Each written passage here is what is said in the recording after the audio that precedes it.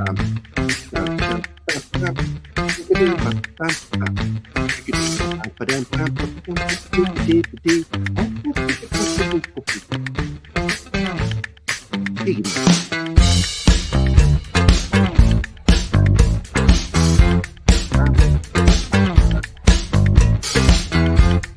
time for a little Funky Friday.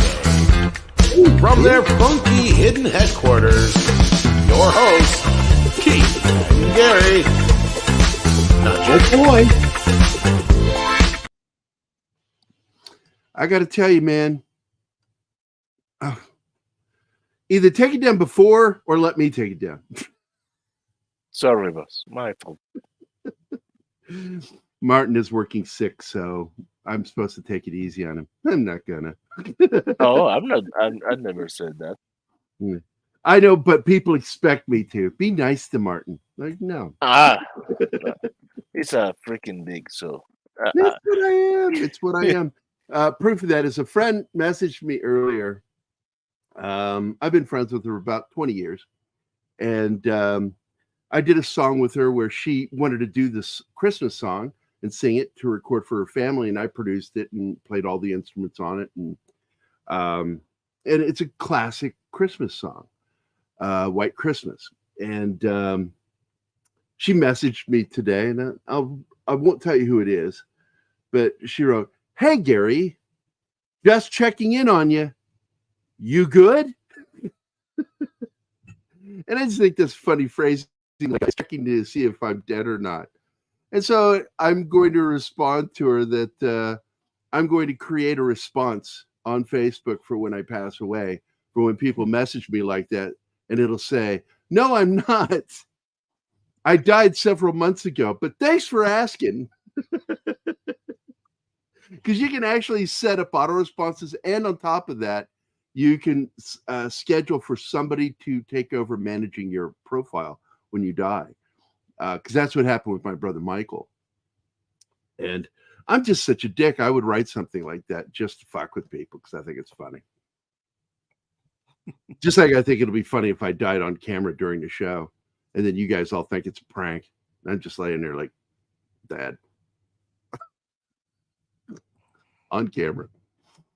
So it's dead silence in here. You're the worst fucking audience ever. Guys. Welcome to TGIF. Absolutely the worst. I shouldn't have told you what I was going to do before I did it. I told two of the people here what I was going to do. And Stephen, he has no sense of humor. He laughs at nothing. That's why God makes you look like an old lady. I got that way all by myself. You get that all by yourself. God didn't help. I should not have put on those. I won't say it. Okay. Too early in the show.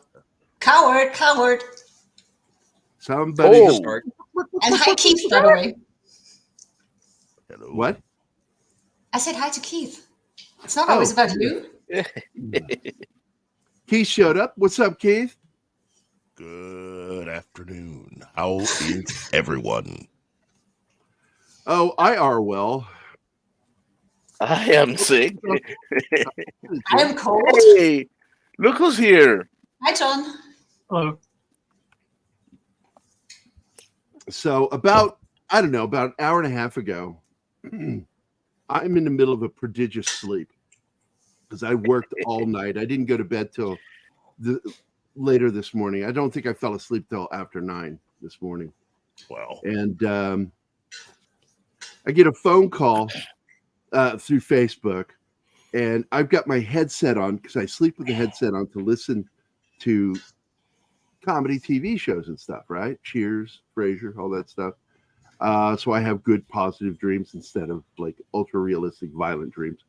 And so I get this call from Martin while I'm in the middle of my sleep. It wakes me up because it's ringing in my ears, waking me up. And I look up, you have a call from Martin Acosta Santana. And I go to click on it, and it only gives me one option to answer with video. I wanted to answer with phone, but no, I had to answer with video. And so I went, fuck it. I'm going to let him see what I look like when I'm sleeping. So I answer the phone and he goes, "Hey, boss,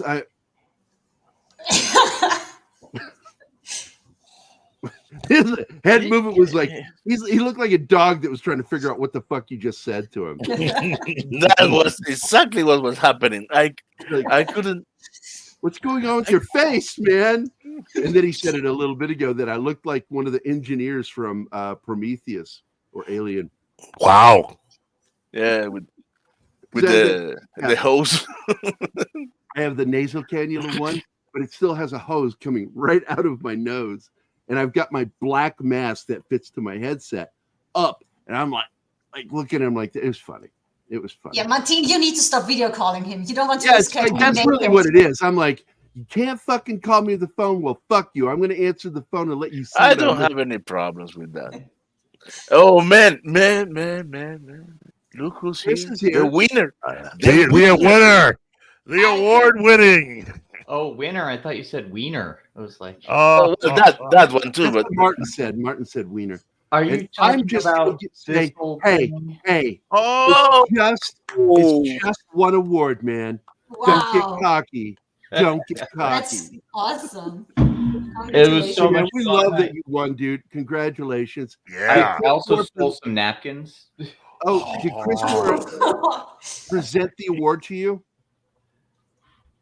Chris Gore and Alan Ng, yes, did hand. Well, somebody else handed me the award as I went up on stage, but I got to stand up on stage with Chris Gore and Alan Ng. And The given merciless. the subject of this pop culture minefield, I can safely say that my favorite nerd moment of the year hasn't happened yet. But after a conversation with Alan Ng, which I cannot disclose, it's going to happen soon. Uh-oh. Outstanding. well, I have to be working and talking at the same time. So if I start like glancing around, and that's why. But I couldn't resist coming on. We wanted you to come on. I wanted you to come on. I told you in Arnold to do it. Proud of you. Yes. Anima told me in Arnold to do it. Wow. It now. And I got to meet Wally. Of course I did. I pumped them up. By the way, I saw that my buddy Kyle is in the chat. Hi, Zach. Zach. So here's your video, Zach. Hey, fuck you, Kyle. And just like the real Kyle, totally deflated when I say it to him. Who else is here real quick in the chat before we get back into this? We got Penny is here. Don Ranger Power is here. Monkey Jeebus, it's good to see you, buddy. We miss you when you're not around. Hey, Monkey. Another person we miss, and I just told him in a private chat, is Mr. Tickle Trunk, because he's been working weird hours and he's been kept away from the show. I said, we want you back, man. We miss you. I love having Tickle Trunk here. Of course, Lady V Elements is here, talking shit about me, of course. That's what she does best. No, she's not talking shit. Oh, She's just she's talking shit about Trump, too. She goes, chat Gerry. So that's a little bit of shit, but I like it. I like what she says. She's really good in the chat. And then our Muslim uncle is here. Assalamu alaikum. And then who else is here? Wade is here. What's up, buddy? Backdoor Gerry 1000. Outstanding. We're proud of you, buddy. But not quite as proud as we are of Chris. Thank you. Act humble, please. D-Bud Martin is here too. Well, it has gone to his head because he doesn't. It's important to know which head. Emotionally unstable amphibian is here, and He's that's not doing everybody's here. his weights. Even of though course. there are ladies in the chat and in the panel, and he's not doing his weight. He doesn't need to do that. Yeah, you need to kiss your bicep when you do that, dude. But not when you're bringing the weight down. Punch yourself in the head. I'm gonna like pull my cord here. Like I've got a really short headphone cord, and I've got. Are you allowed to do that on YouTube? Pull your cord? Oh, jeez. Oh, no. Well, then it's going to be a short show for me.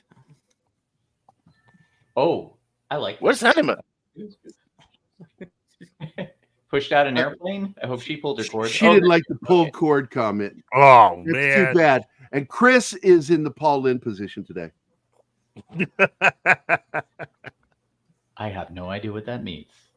Oh, my Hollywood God. Squares Get reference. the fuck out of here. Of course. Yeah. Yeah, center square on Hollywood Squares. Paul I Lynn was never always had much it. of a game show person, but I think I'm more of an Orson Welles. That was more of a comedy show. It really was. Because a lot of the stuff was pre-written by the comedians. Oh yeah, I actually auditioned for Hollywood Squares at one point as a contestant. Really? Yeah, I kept. This was. Oh my goodness, this is when I was like newly married, so it's got to be about 20 years ago. But I went to the audition, and they had this rule that if you couldn't speak loud enough in the audition, because it was essentially they had you play the game and they had someone read against you with the jokes and that sort of thing. And they had the rule that if you didn't speak loud enough, then you automatically failed the audition. And I was in the middle of my audition and I was being very nice and loud. I speak from the chest. I know how to be loud, but I was nailing every question. And suddenly the lady doing the audition is like, "Speak up, please." And that was kind of your cue that you failed the audition. And I was like, there was a couple other people I was auditioning with, and like, "You were one of the loudest people." I think they were getting nervous about how much money you were going to win because you kept nailing all the questions. Mm-hmm. Aha. Yeah, it didn't work So out. be less smart. Well, it wasn't like you were auditioning for Jeopardy. I know it was like real. Well, it was pop culture questions. Easy if you're a nerd, it's easy to answer these things. Yeah. So it was interesting though. I mean, growing up in Hollywood, I definitely have that kind of that perspective of seeing all the things that we cover. Just that little bit of a different perspective of the mentality of a lot of the people who do this stuff, which is why I left. And again, we've got Phil. Oh, by the way, they gave me this wonderful mug too. Wow. Nice. This Film Threat It's mug. the only real Hollywood cinema magazine out there. Well, The you rest said of them it. were garbage. And I actually, Gary, I'm not shitting you. I brought you up on my red carpet interview because we were talking about Film Threat and they were asking something. I don't know. It's all a blur, really. But, something to the degree of what would this award mean to you? And I said what you said to me, which was when I was saying I wasn't going to win because I'm up against Terrifier 2. And you said, and I repeated this, Film Threat is the only site, probably the only site, there might be others, that actually still cares about cinema rather than just popularity in the box office. Mm-hmm. And, I said that, and I was sitting there, ready to lose. And then suddenly, I don't know if you saw the ceremony, but it was a tie between me and another one. They announced. What did I tell you, though? I told you you're going to win. You did tell me. And I didn't say it like, "Oh, buddy, you're going to win. You're going to do fine." No, I said, "You're going to win, dude. You're going to win." You were right. That's Gary my was right. prediction. You're going to win. We got to put a quarter in the Gary was right jar. Just don't compare it to the Doomcock was right jar. But I mean, like I said, I'm not trying to. We got topics to cover and chats to answer, but I just want to say this: you guys, like right from the beginning, were there and supportive. I can't forget that. And so I was gonna, of course, I was gonna mention Pop Culture Minefield on the red carpet. Oh, is this going to get published? It was in an interview. I don't know when or where it will be out there, but I did do a red carpet interview. I haven't seen any red carpet photos yet. Some are available. They gave us a link to a Google Drive, but I haven't seen that yet. But yeah, it was awesome. I got to, like I said, I got to hang out with Paulie. Paulie was there. Wow. And he interviewed me for his channel as well, but I think his is behind the membership paywall. Yeah. And I was going to grab a selfie with him, and then I forgot to because the night was just so, everything was rushing by so fast. But I got to hang out with Chris Gore and Alan Ng. Alan and I had a conversation about animation. Like I said, those, I don't know what they're going to call it. I've been calling it the D files that they've been saying they're going to drop. yeah, that's going to be something. Oh, yeah. Well, some of them are available right now on Film Threat YouTube channel. They've been talking about it, but there's stuff that there have been animators. I don't know if you guys know this story precisely, but there have been animators that have been coming to them from Disney with inside information. They want to remain anonymous. And they've been essentially preparing an expose about what's going on at Disney Animation, what went wrong with Wish, they've mentioned a few things, but what Alan told me kind of ties it all together. And if they can stick the landing on this story, it's really, like I said, we're talking today about best pop culture moments of the year. I don't know if they're going to drop this one before the new year or after the new year, but this is definitely going to be one that ripples through all the live streams. I'm sure you guys will be talking about it. Midnight's Edge will be talking about it. Clownfish, all those guys. Because when you know what it is, it all makes sense. And it also just reaffirms how stupid these people are. Yes. And also, I had a thought, like after I learned this and I had a little bit of time to think about it. We keep talking about like what's going to turn Disney around. What's his name? Alan Peltz, I think, is it? Melvin Peltz. Nelson Peltz. Nelson Peltz. Yeah. Is going to be, like maybe he'll manage to get the majority shares and get seats on the board and turn things around. My opinion at this point is that Disney is like the One Ring. There's no way, no matter who gets it, can use it without becoming corrupted or destroyed and that One Ring finding its way back to Sauron. It has to be cast into the lava of Mount Doom. That's it. Something smaller productions, other companies can rise up and create other quality products, but Disney is the One Ring. We have to cast it into the fire. That's my personal opinion. Well, yeah, you're basically just going to have to cut it to the root because there's so much wrong right now. A lot of the people who are knowledgeable, a lot of the sane people are gone. Anybody that can actually do anything correctly and would be considered someone of any real professional quality is gone. Yeah. And companies are people. Yeah. You can't. And so you're left with people who are very problematic running divisions of a company that once made a lot of money.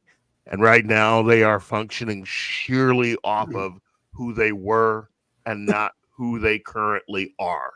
Well, there's a saying, and this is coming from me. This isn't to do with what Alan told me, but there's a saying of there are people who will burn the whole world down just to rule over the ashes. Mm-hmm. And we have just affirmation of that. What was it, yesterday? Mark Waid came out and essentially said he'd rather burn the comic book industry down than let the people that he thinks are, terrible mustache worshiping German types, which they're not. That's hyperbole. He just projects that onto people so he can abuse them. Yeah. Screw that guy. The industry is filled with those people. And like I said, they're the ring wraiths, Yeah. They're the ones that, I know I'm talking all this Lord of the Rings. I watched Lord of the Rings on the plane flight to California. I was going through the choices. Ooh, Lord of the Rings. So now everything is Lord of the Rings analogies. Hey. My mind went to House of the Dragon because Rhaenyra says something like that, not wanting to rule over the ashes when it comes to taking the dragons to war. Yeah, my favorite Lord of the Rings moment was when Ramirez said, "May the Force be with you." Oh, and that's an Amazon answer, everybody. I love Lord of the Rings. It's like my favorite movie. Obi-Wan was great. I tried twice and I fell asleep. I am a both fan of Lord times. of the Rings, so I get it. My favorite Lord of the Rings Star Wars mashup meme is Luke Skywalker blowing up the Death Star, and then it cuts to Gimli in an X-Wing, and he goes, "That still only counts as one."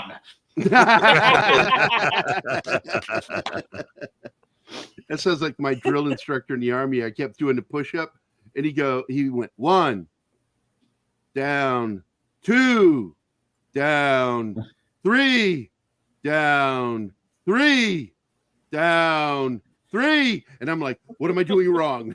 What am I doing wrong? It makes you panic. Like, what the fuck? Yeah. You were in I the had Army? a dance instructor like that I never once, and served. she would just repeat the same number when she was counting. Like she got to 5, and it was like 5, 5, 5, and I'm like, oh my god, I'm going to die. Yeah. But the answer to that is no, I am stolen valor. Wow. I got him to admit it. What's this? It looks like we're having some discussions about, what is it? One Piece? Is that it? Mhm. I haven't seen that yet, but if people keep saying that One Piece is good. That's what I heard. I wasn't about to watch the other one that they did earlier this year. Cowboy Bebop. Debacle. Just a debacle. I saw only, what she said and what they did to her character, I'm like, nope, not interested. I only Plus the dabble in creator. anime, but I gotta say, I just watched Satoshi Koen's Paprika. If you guys have never seen that, what an amazing piece of animation. Just an incredible animated movie. I highly recommend it. All right. Gonna check it out. I've got it in the queue. I have not watched it, Blue Eye Samurai. Yeah. Well, Keith has said that it's one- really good and it's worth the while. So I'm like, I'm gonna check it out. But that's not anime. Oh, I thought it was. No. Okay, It's then I won't. great animation, but it's not anime. Oh, see, I thought it was an anime movie. All right, I'm not gonna bother. Oh, well, Well, you should see Gamera Reverse. I don't know what you said, dude. Your accent is so thick. Can you understand? Fuck off, Gerry. Now, see, why can you say stuff like that clear? I have no idea what. I really have no idea what title you said. I was making Gamera Rebirth. I'm being serious. I didn't know what you said. Gamera Rebirth. Oh, Gamera. Okay.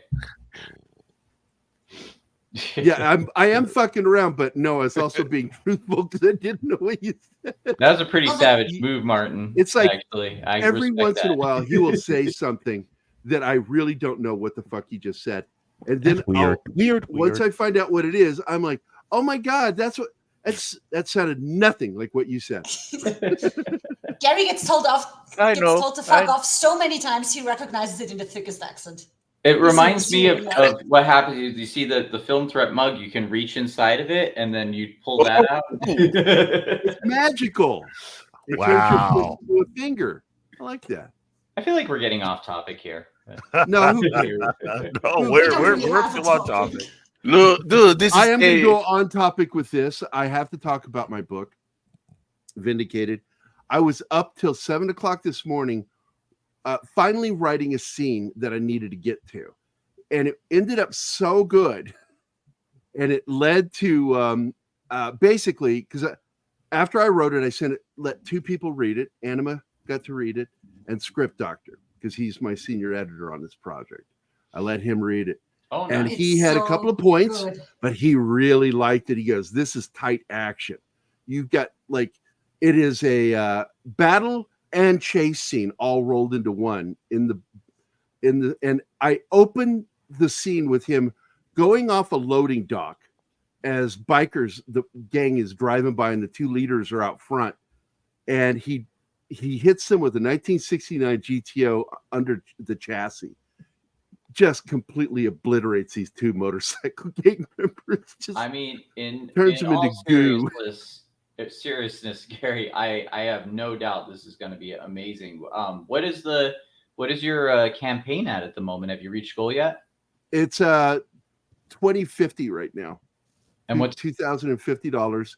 It's at a state where it's not moving right now, but I'm okay with that because I need to kind of get my breath before moving into the next stage. That's all but I will show you this because this is, oh great, that's his GTO. That's him standing in front of the GTO. And it is a dark burgundy is what it is. And classic muscle car. This thing's got weight behind it. So this scene is basically GTO versus motorcycles. And it's just basically, they don't have a chance if he catches them. And it leads to him spinning. And I have it literally, this is what happens. He spins to a stop, the door opens, and he's already coming out shooting. As the vehicle is coming to a stop, he's already coming out. This is and what I I wanted like to show hear. just how fucking good this guy is. You know what I like about this, Gary? What listening to you talk about this is something that I don't see a lot of creators do, which is actually talk about and be excited about the story, and not just the story, but the medium that they're working about, like what their characters are actually doing, rather than just, doing that pitch of like, I don't know, like the outrage bait or whatever, that sort of thing. Like I can hear the excitement in your voice, and that gets me excited. And that's what all creators need to be like when they're working on their stuff, not just cynically going like, what can I cater to, or what's hot right now? Like this is obvious. I like action scenes. And that's why I felt bad for Shane when he wrote his script. It was just a talking head script. I'm like, this is an action thriller. This guy is taking action, doing things and killing people. And these are bad guys he's wasting. But in the end of this scene, it's left up in the air of if he's going to kill this one guy, because he knows something. And this is something that when you get to a scene that takes place in book 2, not this first book, but in book 2, there's a scene in a bar where he really takes it easy on a guy. And why? Because he knows who's who when he's fighting him. He knows who's done what. He's like Santa. He knows who's naughty or nice. And he keeps a list in his head of who's on his kill list and who isn't. And Just if like he Santa. feels that you are not completely in the dark, a bad guy, he might not kill you. Only kill you if you take arms against him. Then he'll drop you.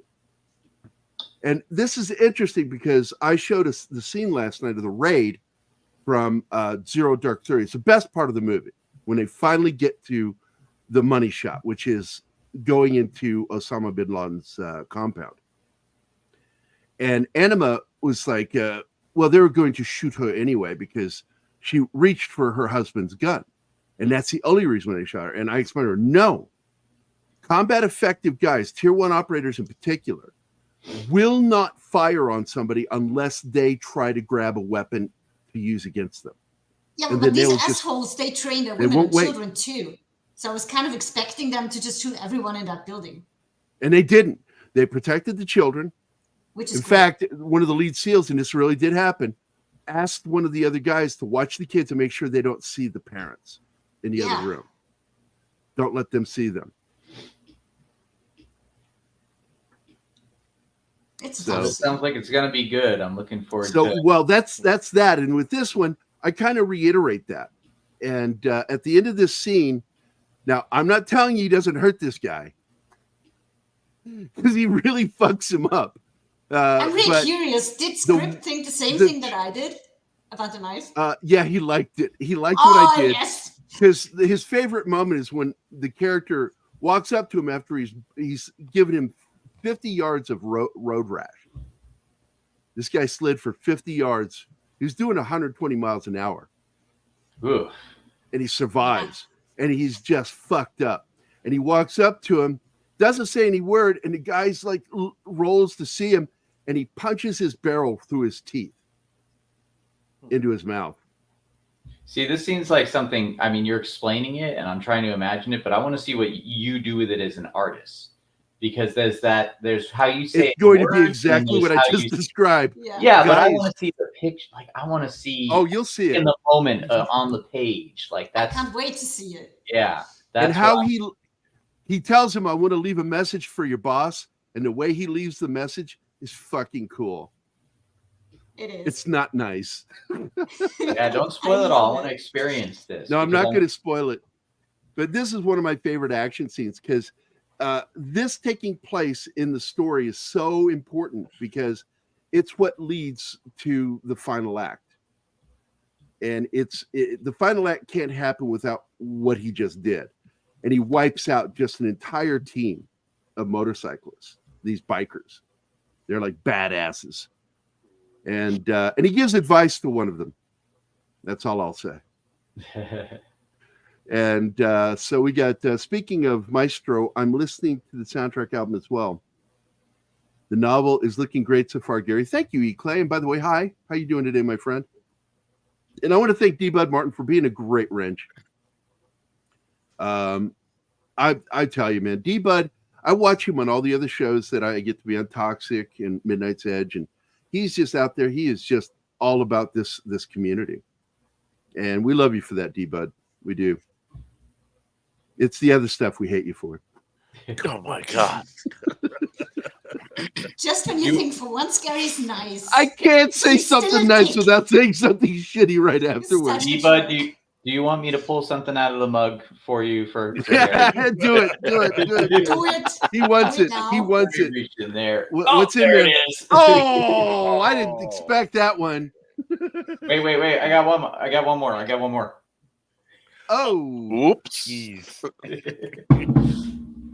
is that the hand you jerk off with? My God, that's terrible. Oh my. So they're like, I had to come What back is- for that, but it was too sick a burn. I'm not going to do it. okay. Uh, What is he talking about? I'm confused. Yacha in Predator? What is Yacha? I don't- Jaja is the species of the predator. Oh, okay. Chris didn't get the film threat stickers. I did get the film threat stickers actually, but they're in the other You room. did? Yeah.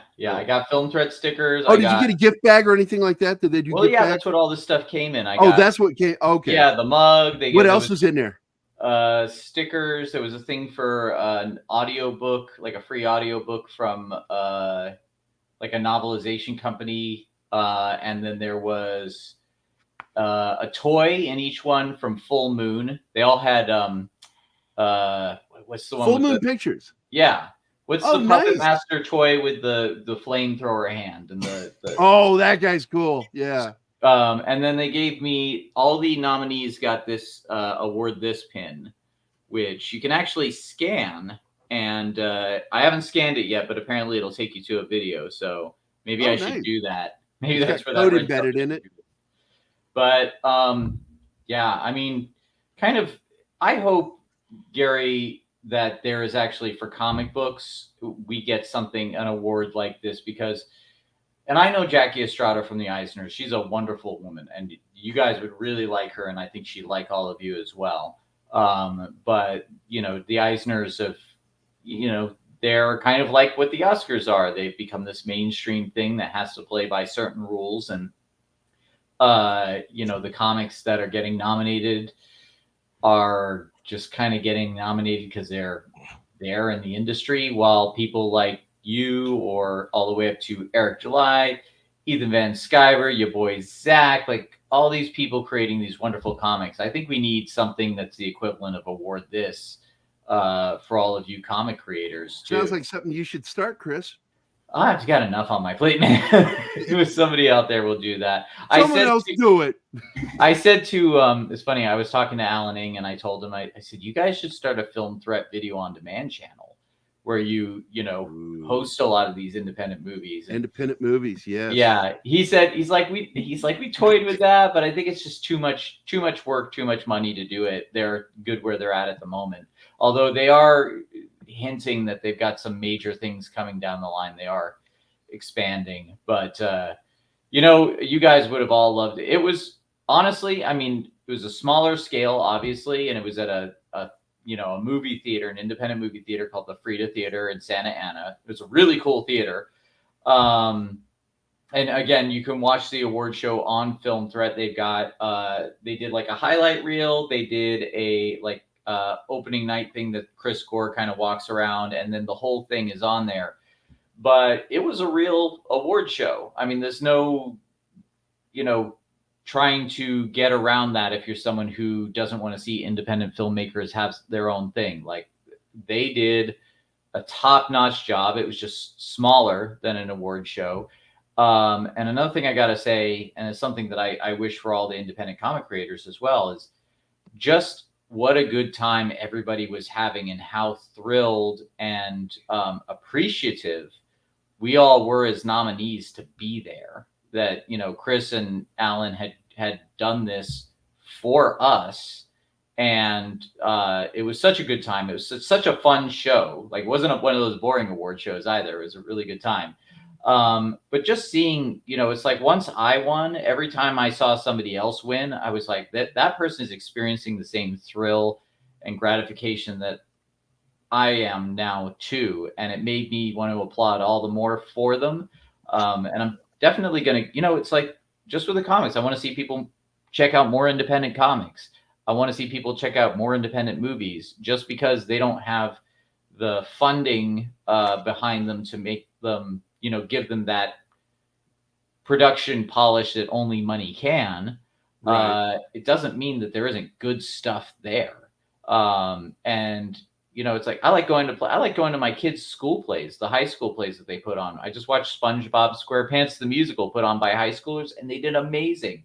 And it was a much more entertaining night than I've had. Yeah, it's only as good as the person doing the voice of Patrick. Were they good? Oh yeah, the Patrick was amazing. Okay. They were all good. SpongeBob was played by actually my a girl I used to babysit when she was younger, we're family friends. Like, our families are friends.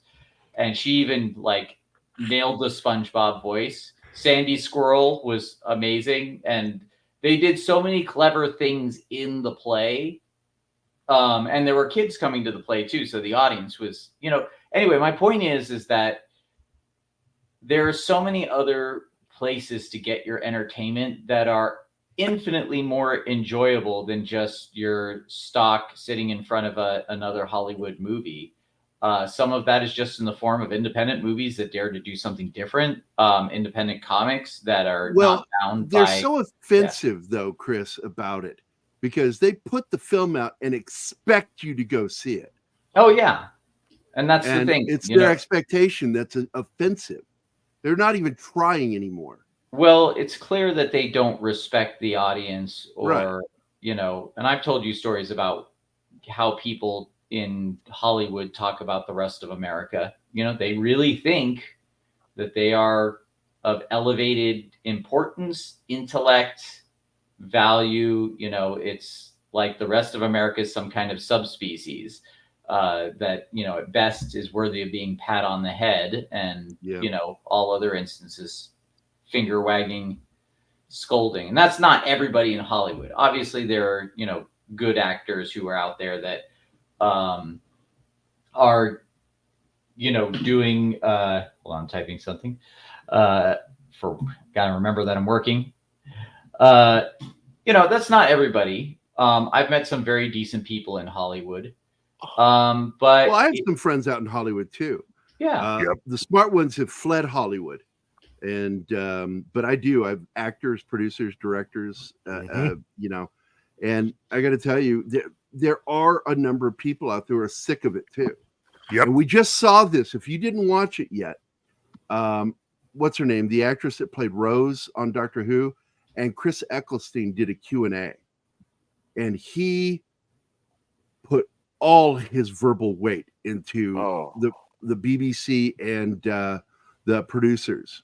I did see that. He was someone who didn't even want to show up at the conventions before because he was so kind of disgusted how Doctor Who was managed, right? Yeah. Well, part of that was that. Part of it was also personal health issues, but yes, he had a lot to say about Russell T Davies. And let me just tell you what he said. He says, Oh. in his thick accent, I'm not going to do it. He's like, if you want me back, sack Russell T. Davies, sack Jane Tenter, sack Phil Collins, and sack Julie Gardner, and I'll come back. Do you think you can do that? And he sat back, and the actress that played Rose Tyler was like, Oh. he was like, did that just happen? Billy like Piper. What was it, that moment where Kanye West was next to Mike Myers for the fundraiser? Oh, it wasn't like that. This is more like she was like, oh, she was like, oh shit, he went there. No, Mike Myers was like, oh shit, is the camera still going? Like, how do I react to this? Should I leave? He didn't know what to do. He's a deer in headlights when that happened.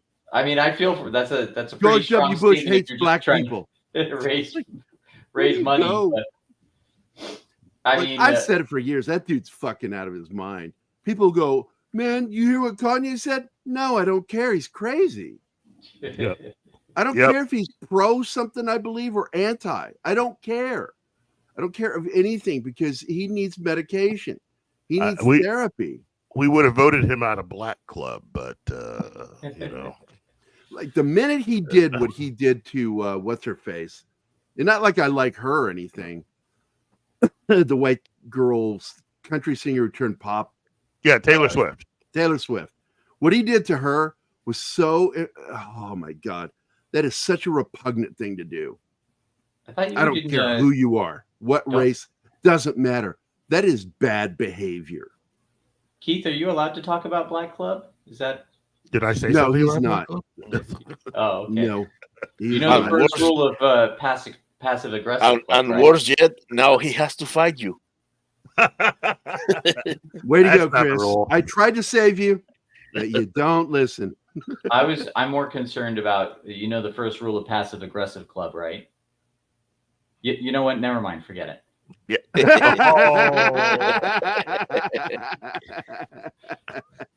Wow. Oh my God. Don says, gee, I love the music of Taylor Swift. Muslim Uncle, what did Muslim Uncle say? Don Hellstern, the comic book crossover sounds really cool. Make sure to post in the chats, and if you're on Ask, make sure. Is he talking about my book or something else? Screwdriver. No, I see. they're talking about any other. Sonic. Yeah. Okay. Doctor Who. Probably Doctor Who. I don't know. It's hard for me to keep up with them when we're talking. I like the idea of crossovers, though. Doctor Who crossover with Big Trouble in Little China. Doctor Who? Jack Burton. Me. And there was another Doctor Who, and it was in the Frankenstein versus, was it Godzilla? Frankenstein monster versus Godzilla that was made by Toho. And the main villain in that is Doctor Who, spelled H-U. Oh, nice. Wow. I like that. But that was his name, Doctor Who. And as a kid, I laughed and went, he's Doctor Who. So. Well, look, it sounded like it was a great time, seriously, for you, Christopher. But as far as comic book awards go, after what Jim Steranko had to say about Will Eisner, I don't think a lot of professionals really have a lot of respect for the Eisners as much as they used to. Will Eisner really is one of the architects of how badly things have gone behind the scenes in the comic book industry. And a lot of people like Robert Kirkman and others have used certain techniques that Will Eisner used to get to where he is. Let's just say that after Jim Steranko revealed several things on his then Twitter account, people have had a different feeling about Will Eisner. Myself that's very interesting. I didn't know about that. Oh, he's like, for instance, the Spirit is not a character he actually came up with. He bought the character out from its creator and has never really given true. He's never really talked about the person and people that actually created the character when he came upon it and worked on it back in the day. There's a whole litany of. I was on vacation in Hawaii when Steranko started going off And so I was forwarding everything I was seeing on vacation in Hawaii to Gerry, going, "Are you reading this? Are you reading this?" I read it and reshared it because that was amazing what he said. I've met. Don't get me wrong, I Storiko love before. Storiko's work, but I think I like him now more than ever because he's exposed. He doesn't care. Much. He just doesn't care anymore. And he was one of the first people I remember that was throwing Bob Kane under the bus because of what had happened with the creation of Batman and trying to tell people Bill Finger that it was Bill Finger who actually did it, but that he was giving out stories about how much of a cheapskate the guy was and other things, and he's got a lot of stories. He's told a lot of stories, and he's reached an age where, like William Shatner, he doesn't give a care anymore. He'll tell you. He don't give a shit. So moving on to the topic of today, though, I'm interested. Like, what are you guys? This is definitely a Keith thing. Oh yeah, I can tell you exactly what mine is. It's actually tied between two major events from this year, and they're not the biggest events out there. I guarantee you, there's people out there that probably wouldn't have either one of these, but both of these have tied for being earth-shattering news within geekdom and nerds, and what it is the release of the book MCU, The Rise of Marvel Studios, and of that book and what has been talked about in that book. I will say this: there are more things, but they were the ones that got the ball rolling as to how badly Marvel is and has been doing, and what we shouldn't expect from them in the future. A book made up of interviews of people that have worked for Marvel Studios, worked with, in, around Marvel Studios. This is not just a bunch of opinion. This book reveals so much stuff, and it pretty much puts a fine point on Kevin Feige as far as it basically is responsible for, I think, making sure that everyone understands that he should have what little of a geek card he has should be taken away. He is Gollum who has stolen the One Ring. If even that. I really do believe that he's a producer that got away with a lot more than you think and was able to say the things that fans wanted to hear. But he's also created many of the rules that have since changed Marvel Studios and have allowed Marvel Studios to end up where it is right now. He is not really a creative giant, and who is sleeping right now? Am I sleeping? That's what yeah, it's pretty. It's a book that is very definitive in what it has to present and what it represents. I will say that book will be seen really as the beginning, at least as far as Marvel Studios goes, as to how not to do things. Again, Phase 4 on pretty much prove a majority of what this book has had to say. It reveals what the true purpose of the Marvel Creative Committee was, and the fact that part of the roadmap that was developed to make these movies and the order that the film should come out and what the overall story was established by that creative committee. The one that, we had to hear they had to get rid of. Kevin had to get rid of these guys. And there's a reason. They were way too smart. And, it was just, it's an eye-opening read.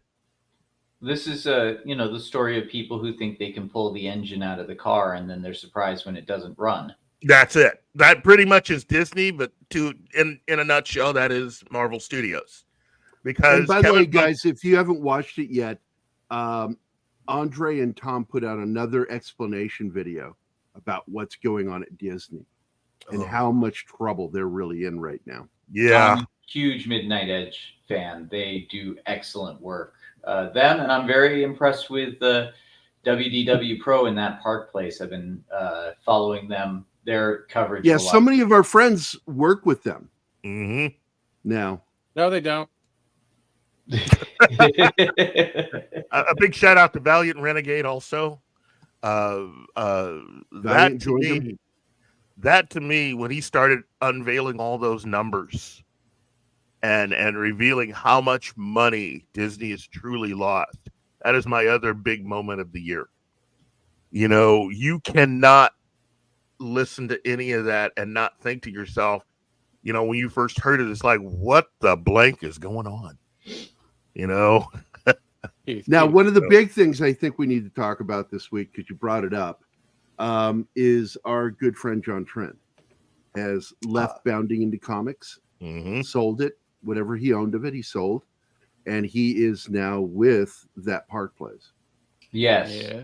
And I've noticed, I read a Bounding Into Comics article. It was a review of a movie that, so the first time I was surprised. It was the first time I read it, and I was like, this wasn't very well written. And it was kind of just it was supposed to be a review, but it was kind of an anti-Hollywood scree. And I was like, I hope this isn't an indicator, because I'd like to see them continue to go on. Again, you know, John Trent, Lifeblood going someplace else, maybe. I don't know. I don't want to speculate too soon, but I will definitely follow him to that Park Place. Yeah. There's a lot of good people. And I'm very pleased. A lot of good people. Oh, I'm sorry, Stephen. Say that again. I talked over you. It's okay. Am I coming in quiet? Is this better? Should I do this? I don't know if you come in quiet. That sounds more rugged. I like it. Hi, Chad. Welcome to the Black Hour with Keith. Oh, thank you very much. Let's not forget the biggest flop this year with Disney, and that was that quarterly phone call. Oh yeah. Oh yeah. So for those who don't know, the quarterly phone call was you take it from here, but that was where he essentially got put on the spot by some of the investors, and he wasn't really ready for that. Is that what we're talking about? Pretty much. It's really amazing that they're not prepared for that. It's like, well, you've been fucking around, and you're about to find out. I'm just the whole year has been nothing but Disney falling from grace. That's pretty much, you can't really pick a single moment, because every time you pick one moment, it led to another and then it led to another. Yeah. It Jenga'd itself. And we've been talking about this for a while, that it's like not just watching the pendulum swing, but it's watching like everything man-made eventually breaks. It doesn't matter how tall you are, how rich you are, how strong your foundation is. It's eventually going to topple over if the insides are not structurally sound. And we're seeing this more and more. As soon as Disney swayed from being apolitical to choosing a side in the policies of politics, they already doomed themselves. They've doomed themselves with families. They've doomed themselves with child-safe entertainment. They have doomed themselves with entertainment in general. Marvel, Star Wars, Disney, it doesn't matter. Nobody cares anymore. And the ones that do either don't watch it or they have hope. And I'm not saying that's a bad thing, but there's nothing left that they can pull out except from the vault. And they won't do that, because if they pull out the vault and realize that their old stuff is kicking their new stuff, they have fully encircled themselves into their own dumbassery. What you're basically talking about is they've not tended to their feet of clay, to use a biblical term. But it's like Moses came down the hill with his own tablets, and then the boulder with the rest of the stupid shit that no one wanted to deal with came out and just crushed them. But they wrote it all themselves. It's like the Indiana Jones. Sorry, I'm trying to use a bad reference there, but no. You know what though? My brain went to Disney, Indiana Jones, as you were saying. That's what I was saying. That's something. Yeah, that's exactly what it is. Because Indy's also a prime example. Buzz Lightyear, prime example. Name one thing that has maintained an audience and after the first episode and hasn't lost it in ratings. I can. South Park. That's the only thing, and that showed how stupid everything looks right now. Yeah, I think South Park kind of would be another one of those major nerd moments this year that it kind of it made it okay to laugh at Disney, and therefore the normies started to really catch on to what does this all mean. But man, all I gotta say is when Film Threat drops their expose, there's a huge puzzle piece that is going to fall into place where everyone's going to go, oh, of course. Again, it's more stupidity, but like I said, it's another puzzle piece that's going to reveal more of the picture. And I don't see how there's any coming back from this. Well, but that's also kind of like where the comic book industry is. When Glenn O'Leary had his video drop, and Mark Millar eventually had him on his show on YouTube, that's created a firestorm. And that was amazing. The comic book industry. The most amazing thing about that is, as much as everybody screed about that and threw a huge temper tantrum, they had lost. They knew it. There's nothing they could say from that point on that didn't make them look like the bad guys. That's right.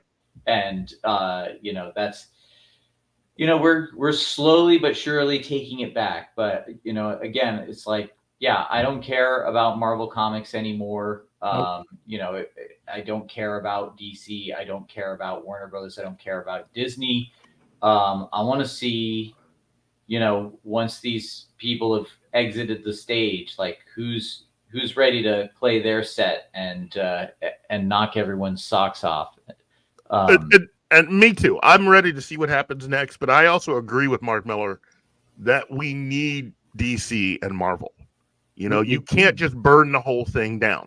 You need them because of what they mean to the industry, what they meant to the industry, and really what is out there after those two, given the market share, can't really sustain the business. Okay? I think what Mark Millar is suggesting is, I think, is correct. I think everyone who had gotten their start or their big break working for either one of those companies should at least go back and do one big storyline for them. That's the best way to really give back to the industry, which is to help DC and Marvel thrive better. But first, they're going to have to clean house. They're going to have to clean house. Yeah, that's Keith. That's it right there. Even before you can write one line, because that's the problem with the activism and the activists within these industries causing sabotage, trying to push their own immortality. You're not going to have those one lines or those one stories ever come to fruition. What you got to do first is clean house. You know what you do? You kick out the spoiled brats. You kick out the Heather Antoses who are sleeping at her fourth desk, fifth desk. You got to kick out the infamous attitudes. I'm sorry, I didn't mean to name. My bad. I'm sorry. No. Cancel pigs. They all need to go, because you want to know one thing in the day. If they actually gave a damn about the industry, they wouldn't have put it where it is now. They would have tried to balance their activism with what entertainment is. And we're not getting that anymore. It's the same thing. That's the thing with activists, that they don't have a line. No, their line is always about whatever it is they stand for. But here's the thing. And I'm going to go back to the medical field. You can't partially remove parasites. You have to completely and utterly remove them. Otherwise, they'll do it again. They'll just start growing. Yeah, well, chop off the heads. Start chopping off the Hydra heads. I agree. Gary, we're at this point. You need to. If they want to save the industry, they got to say what matters more. The money or calling everyone a bigot. And last time I checked, I can't call exactly where I'm at. But I can't call Gary or Chris a bigot and go, "Hey, my rent's paid. All right, I'm going to Walmart. I got Christmas. I already sell it out." It doesn't. It's at this point, and we've been saying this for years. Well, this is their mindset. Yeah, because I try to explain to people why J.J. Abrams and people like him, Alex Kurtzman, these directors and producers exist, because they actually believe as long as they're getting a paycheck, they're successful. Money doesn't mean success. They don't care about whether the project is successful. Yeah. They only care that they got paid, and they'll continue doing the same thing over and over and over again because they're getting paid. Are you saying Hollywood is bribing people for bullshit? Yeah, of course they are. They've been doing it. That's what ad it is. nauseum. Yeah. You know, it used to be just for sex, and now it's for ideology. Oh no, not anymore. Twitch backed off their principles again today, so we don't have to worry about that. Oh, in the imagine Disney that. community. I mean, I got my ding dong cam already ordered. I feel kind of upset. I had a top hat, a monocle. I was going to go all out, Mr. Peanut. Exactly. By the way, we have some people who've dropped in: Christian DeLorme, E. Clay Thomason, Read by Nature, Zacharot 315, Daryl the Derelict, and of course our dear friend Vinkman's Girl, also known as the Peter Vinkman fan site. So welcome to the show, guys. Glad everybody's here. Yeah, welcome. We're getting into the minutia of some of this shit. But Keith, you started us off. Sorry. Continue where you were. Just the last thing I want to say outside of the Glenn O'Leary interview by Mark Millar is the book that I hope all of you go out and get a copy of, because this is going to do a lot. And it's called Generation Simone. It's about the Whisper Network and the people that have ruined the comic book industry. And the more people that go out and find out about this and read this, the more of an effect you are going to have in making sure to clean up the entire American comic book industry. Generation Simone. Does that come with the free? That comes with the free fridge, right? You gotta put these questions out there and phrase it different ways to catch them.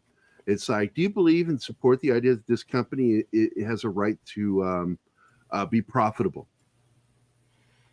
Penny Parker is the one who wrote this, and it's about Gail Simone and Kelly Sue DeConnick and everyone that is laid waste to this entire industry. So, and that's it. That's what I have to say about it. I mean, that those are my picks as to the elements of the year that I think are the most important within the geek and nerd realm. Now, I'm sure all of you individually have things that you can point to, but those are mine. That's your pick for the #1 geek story of the year. What I started out with was my #1. I had 3 or 4 that were tied, and those were it. I gave you those because those I couldn't pick between all of those because they're all important. And well, they're all kind of the same thing in a way. They all tie together. It's yeah. They all have loose ties to each other. But I picked the MCU, the Reign of Marvel Studios book, but I tied it with Glenn O'Leary's interview with Mark Millar, and Penny Parker's Generation Simone.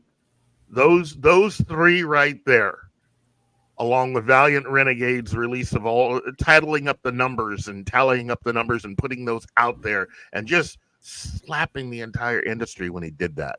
I was watching that night, and that was amazing. But those right there are I think the incidences that really sum up the year, in my opinion, and set the stage for what really next year is going to be like. And it's going to be a battle. This is not going to be easy. These people are there.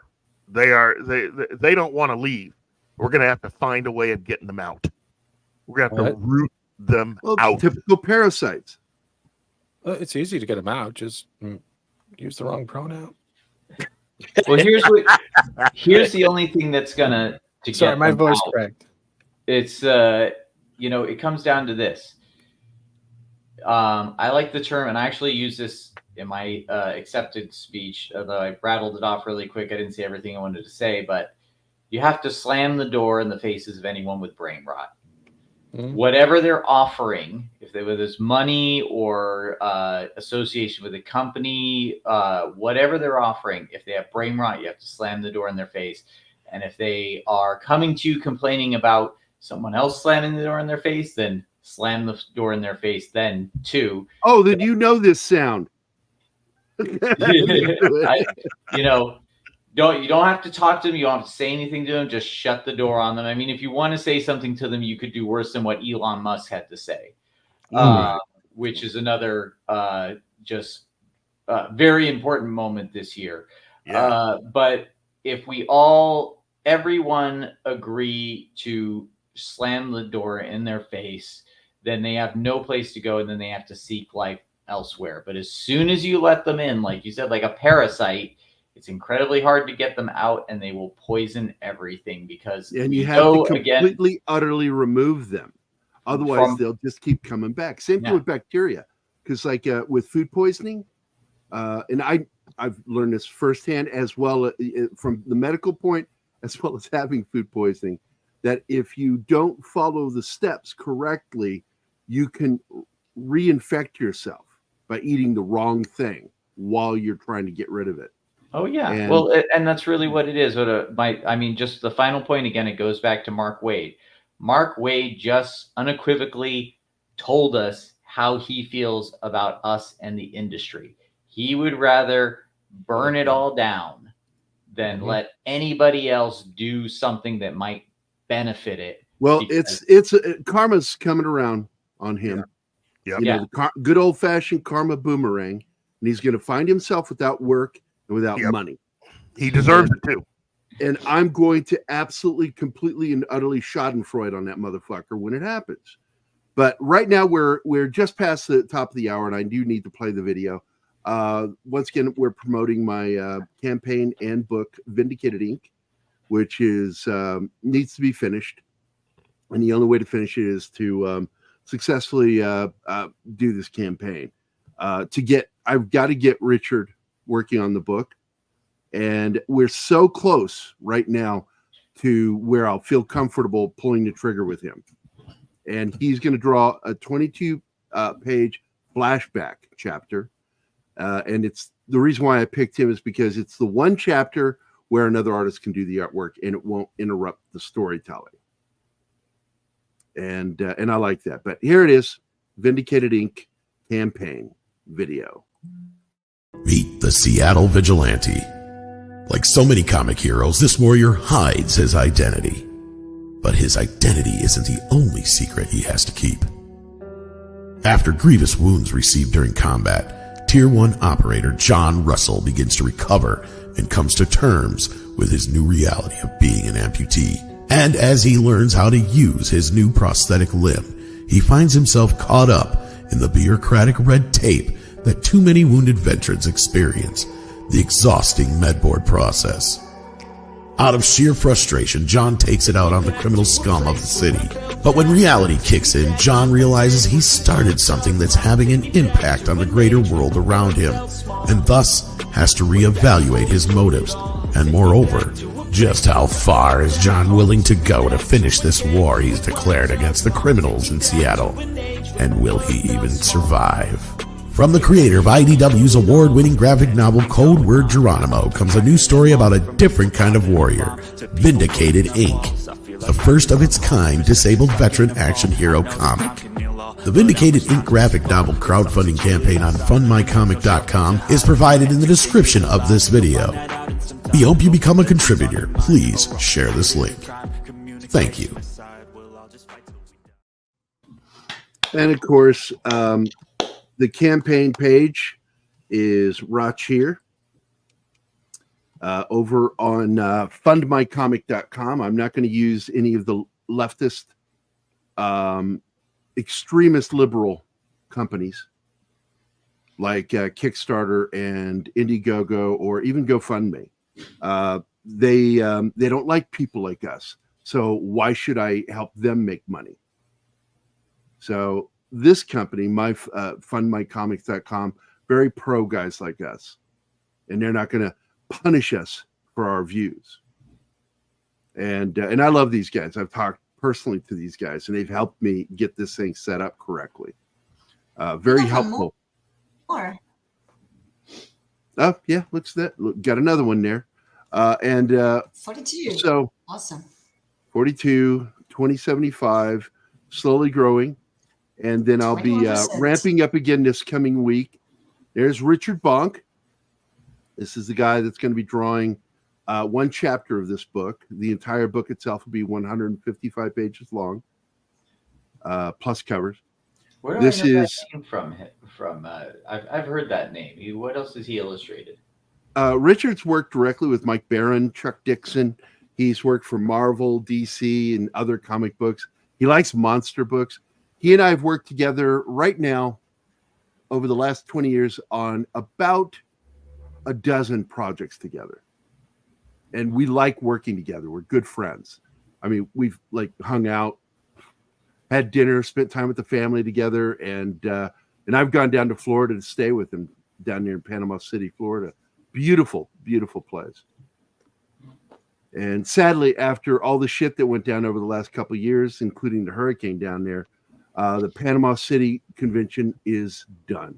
The convention center was destroyed. Wow. During the hurricane. And because of the lack of money coming in, because of the stranglehold of medical condition falsely had, it ruined any chance of it ever coming back. So, but this is the website. And if you go to this page right here, you can get download 2 free chapters to read from the book. Chapter God Judges His Heroes by Their Scars, and another chapter, A Leg to Stand On. And each title has something to do with what's going on in the story and is intentionally ironic, because I love irony. It's one of my favorite things to play with. And of course, the story was inspired by an incident that took place in 1989 when a major gang moved to Seattle and decided they wanted to mess with these Army Rangers that were having a cookout. Oh, that's not a good idea. And a dare was made, and this is, bring your shit over to our place. And so they did. They went full battle rattle. That meant they fully geared up and raided that gang house. And people were killed.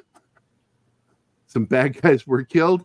But somehow, amazingly, when the police got there, bodies disappeared. And there's blood everywhere. And that situation never got repeated. And nobody from the Ranger unit was hassled for what they did.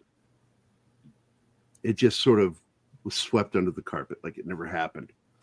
And but that was back when Seattle didn't have its head completely up its ass. And my story doesn't take place today. My story takes place 10 years ago in Seattle, because the story is based on a guy that was involved with certain operations in Afghanistan, as well as Iraq, but mostly Afghanistan. So my focus is on what happens to him after one of those battles. So here's some of the artwork, so you can check it out. Pretty cool stuff. I hate talking about my own artwork, but I don't suck. I actually got a comment made on this page right here in particular from one fan over on the interview with Bleeding Fool. And the guy was really loved this page in particular. Nice. He was so pleased with what I did visually here in my visual storytelling. So that's that. So I hope, guys, everybody gets a chance to back this. If it's something you want to do, we appreciate any support you do, because it's work for me. Script Doctor is my senior editor on the project. He's very pleased with everything so far.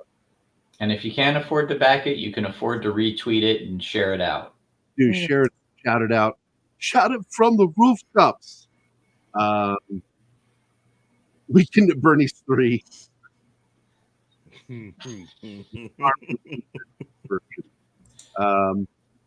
I just was so impressed with what those guys did, and the outcome of that situation is so weird.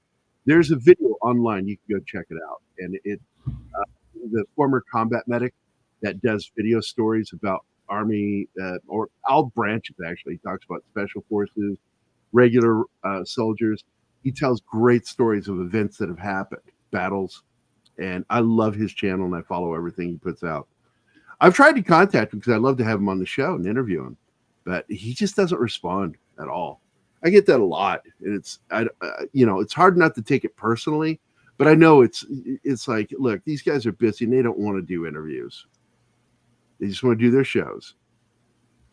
And It's what tough. is this? The Orville is among the few things I love best about Disney. Likewise, Disney Plus show, High School Musical, the series. I don't know if he's being facetious. Is he being serious? I don't know. I can't see the. It's High Don School- Don. High School Musical, the series is a real thing. Oh, is that what? Yeah, they but I don't call know it? if he's. I don't know. I think Don Don's being serious, legit. And I liked one show that they put out until they got stupid with the science. It was Jeff Goldblum's thing, his little show. And then they went woke and I went, I'm done. Got to walk away when you start talking junk science being real. I'm done. Let's see. What is this? I'm mighty and morphin like a Power Ranger. Oh, Morphin. It makes so much more sense now. I thought it was the Mighty Morphine Powder Rangers. I don't despise Walt Disney. I know that if Walt Disney was alive right now, people would be getting shot at the studio. I really recommend to anybody the Razor Fist Rageaholic Hollywood Was Always Red video, where he really breaks down how Walt Disney was essentially smeared by communists. Oh, that's yes. I actually talked to him about that, and it's true. And he talked about it. He wasn't silent about this shit. You just have to go out there and look. And there are interviews with him when he talked about what they did. It was a smear campaign from the unions, which were they run didn't by like it. Run by the commies. That's Yeah. right. They were completely and utterly run and supported by the Communist Party. And they were the ones who started the bullshit about him being a Yahtzee. Yeah, And they fabricated all of that, and then all of course, fabricated, none of it true. and But they people repeated enough. Yeah, kind of like what happened with Shatner. Yeah. But Don Don isn't talking about Walt. He's talking about the Disney company and what they've become, and we don't like that. I know. And that, what I'm answering him is I don't despise the company because the company was created by Walt Disney. What I despise are the people running it. throw it into the fire, Isildur. Sorry, I had a moment. Disney will survive these assholes, and we will get quality entertainment all the way across the board. I'm not Will we, saying though? there's stuff out there that's not enjoyable. I'm saying you are not getting the quality stuff you deserve as a paying customer from now. It's gonna take a few years because you can't just get rid of everybody. But what I will say is that you won't have to worry about your entertainment the way that you have to worry right now about it. You know, once you start getting back a lot of the quality people, because not everybody that left was fired. Many people left because they were sick and tired of being around these people and they just quit. Well, that's where some of these like videos were popping up from some of these employees, and they'd go out and they would release these videos anonymously showing the behavior that was going on in the workplace. Mm-hmm. But you did a good job of quashing those to where you can't really find them because they're run by the same kind of people, by the way, if you didn't know that, YouTube. I don't care if they don't like me. I don't care. So, I mean, again, I've given my examples. Does anybody else have anything that, you know, during the course of this year that they could point to as what Reedy they Creek. consider to be Reedy Creek? Oh, it seems we are all just going Disney on this one. Okay. Yeah, That's going to be huge. when it's all said and done, just like with Enron and WorldCom, there's going to be a law made that is going to be targeted specifically at what Disney did. And yeah, it's going to be taught in classes from now on after it happens. I think they're going to get the crap smacked out of them by the federal government. And the state of Florida. Oh yeah, Florida, yeah. Look, when it comes to Disney, they have found ways of messing up in terms of business and in terms of filmmaking.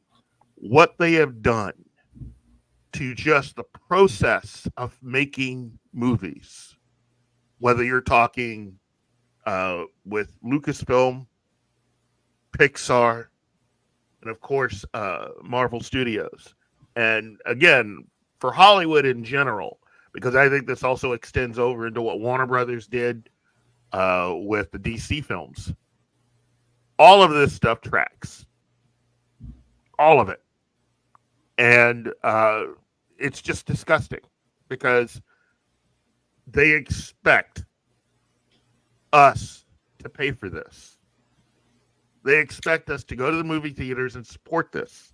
Well, not only that, but they're draining taxes out of our coffers. Yeah. Literally using the government, the power of the government to, this is what I'm called, why I call them the One Ring. They are far too powerful. And if you get it out of one person's hands, the danger still remains that it will fall into somebody else's hands. And it's not, to me, it's not just about preserving the Disney legacy, because I believe that those talents, again, companies are, and economies are people. That's what it's, it's people and minds. You know, this is what the communists don't understand again and again, is they seize the means of production and they kill all the people that created it. Well, congratulations, you just killed the means of productions.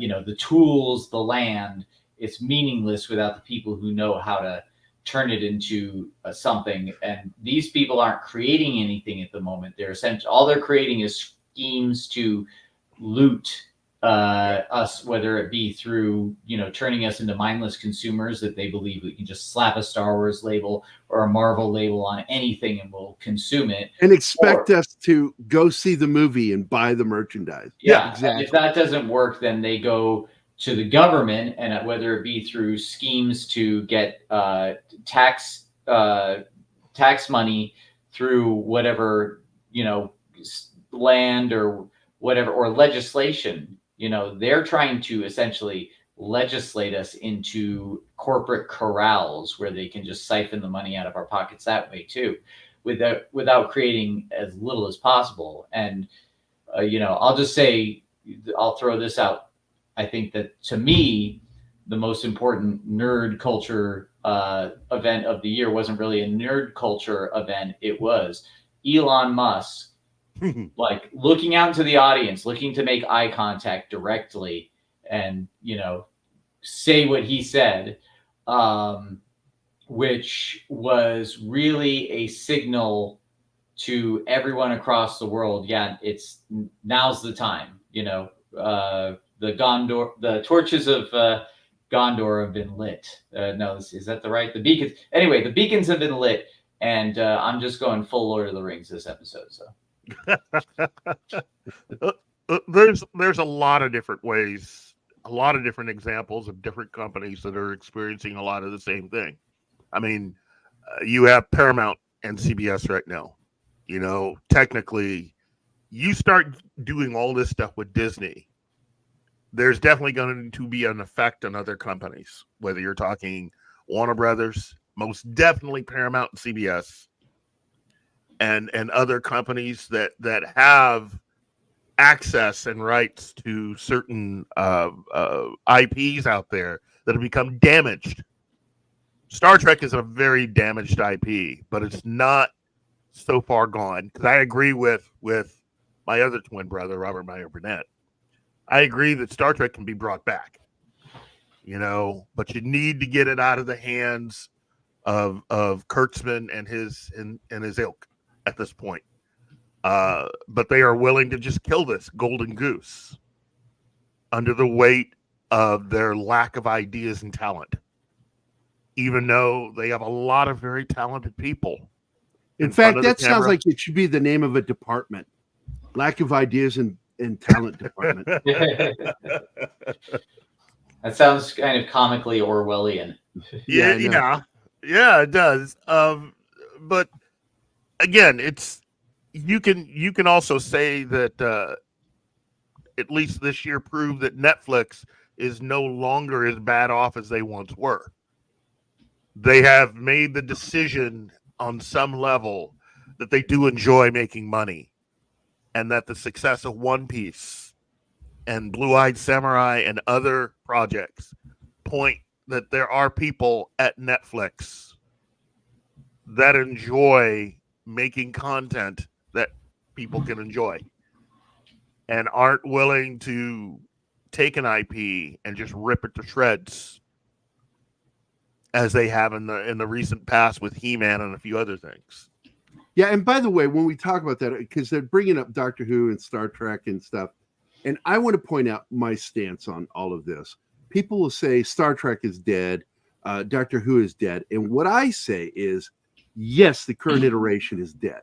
I don't give two shits about it. I'm not going to watch it. I'm not going to waste my time on it. I don't really want to talk about it.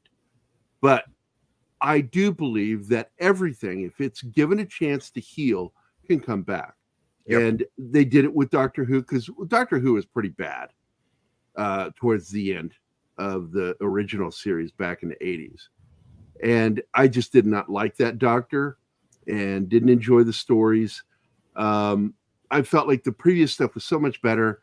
It was actually the two previous Doctors before it ended. And but it came back, and it worked in its own way. But there was a lot of bullshit behind the scenes going on, political bullshit. And what I believe is going on is identity politics was the problem. They crucified Peter Capaldi to get rid of him so that they could change everything. So he got screwed on this deal. But Christopher Eccleston was crucified the same way. Yep. And he was driven away from playing the Doctor by some very ugly people, which we named Russell T. Davies, #1. And I didn't like the later Doctors. For me, it ended with the guy who looks like he played tennis, and he had the sprig of that's celery. Fifth Doctor. That's the Fifth Doctor. Yeah. Yeah. David I liked him. Father-in-law. Yep. The next guy didn't like him. Peter Davidson. Colin Baker. Colin Baker's easily the worst Doctor. Colin Baker was when the BBC started interfering with the show. Yeah. And it was the first actor cast as the Doctor that didn't pick his own outfit. It was picked for him. And then when their idea didn't work, they unceremoniously fired him. Yep. To bring in the next Doctor. He got screwed too. It just was bad. It was just bad writing. I didn't like those two. It was bad ideas and bad writing.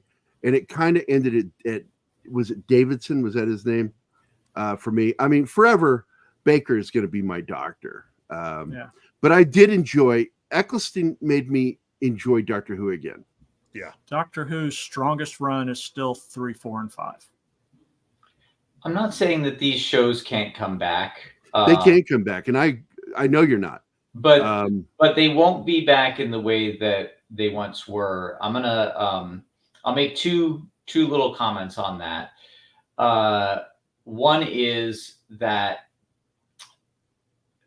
one of the reasons why these shows got destroyed was not only that they wanted to change the formula, but they also wanted to spend a lot more money on them than they would ever recoup.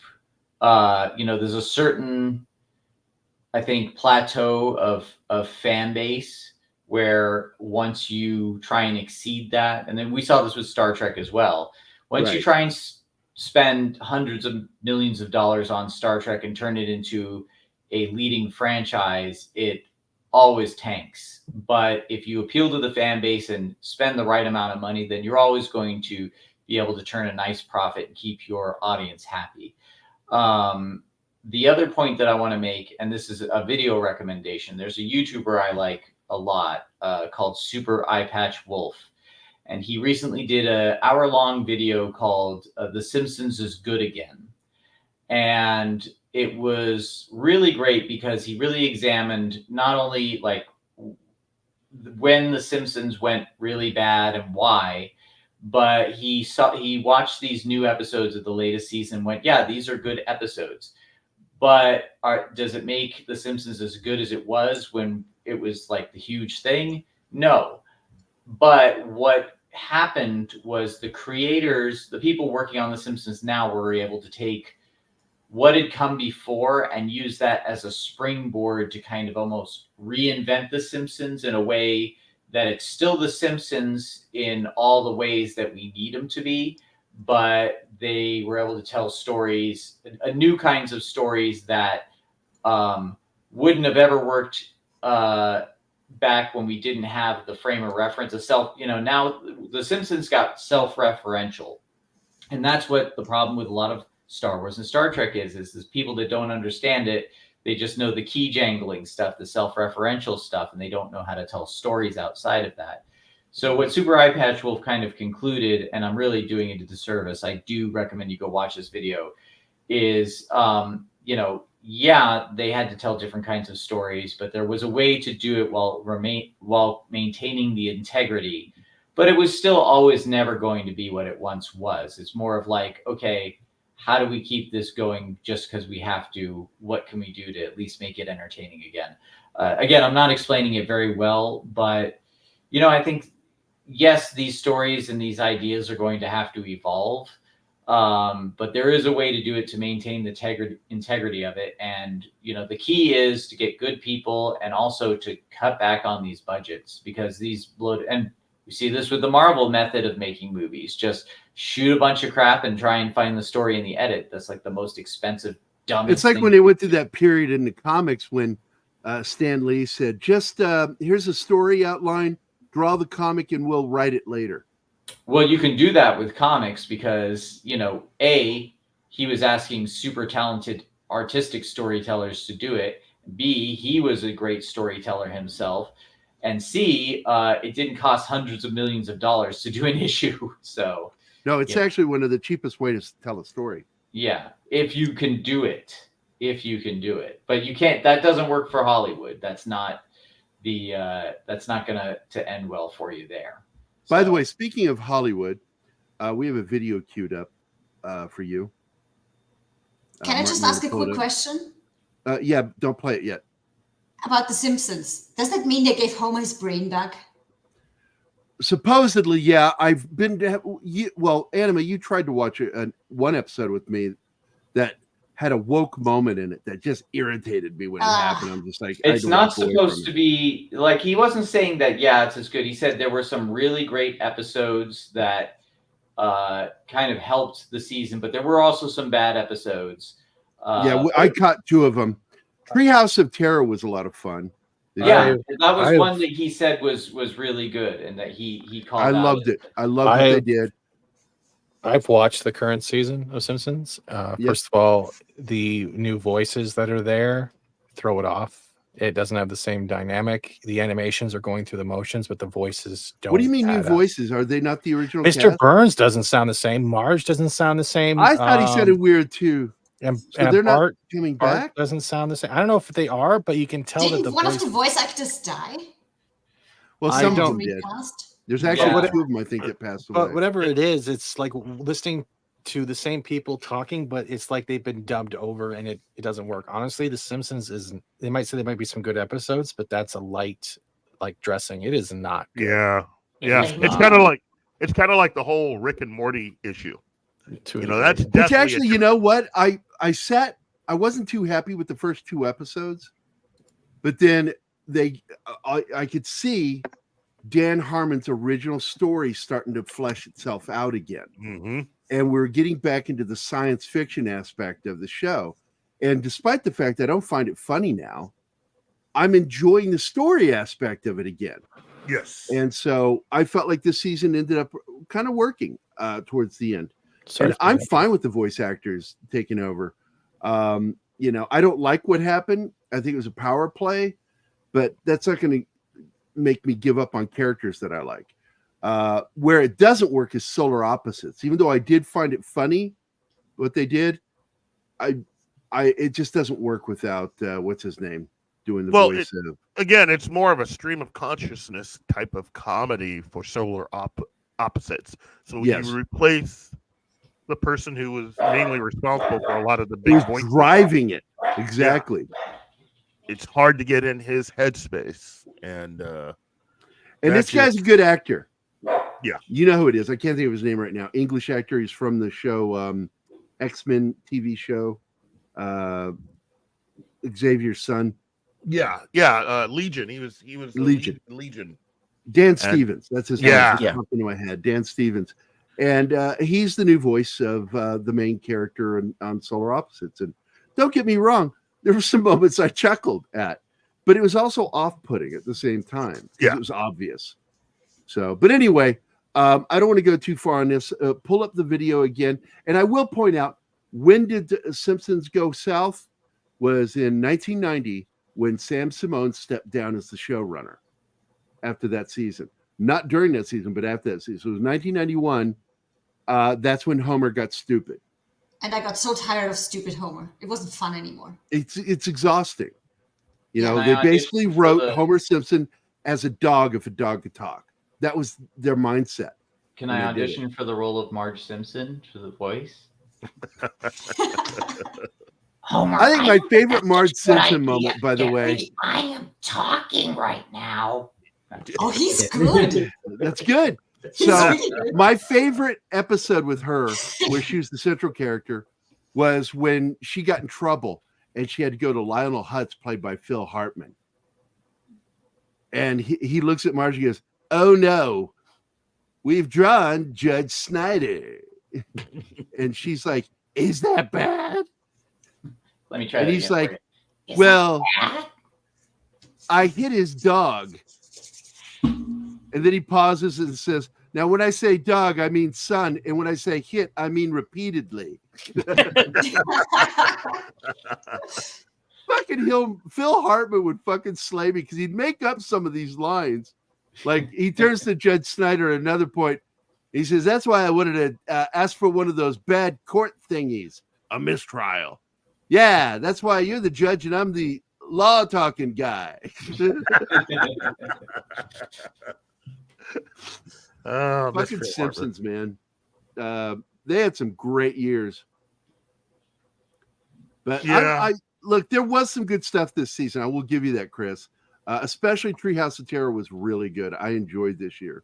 Though, yeah, the video by Super Eye Patch Wolf is definitely worth watching. I'm going to go I check see- that out. You're not going to play that crap, are you? What is that on the screen? That's your Quantum of Terror trailer. That's Quantum the of movie. Terror? Is this a Bond movie? Yeah. Does this have artistic nudity by chance? Will we hit this? Oh, it's a porn star in Gerry. Go figure. A lot of backdoor action, my friend. Just Yeah. one let's hit finger play, and a lot Martin. of crying. They also, Film Thread also gave me an award for not putting Gerry in my movie. I'm not She surprised. thought she'd found something in one of her books that lined up with her research. She put them together, and then she told me she talked to someone from another dimension. Sylvia's one of the brightest students I've ever known. We talked to the professor. He said that all those weird books belong to Jacob. I'm not interested in anything you have to say unless you want to make a confession.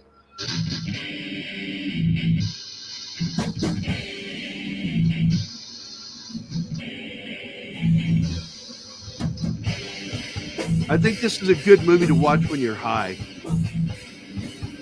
You're not the first Tell me I'm wrong.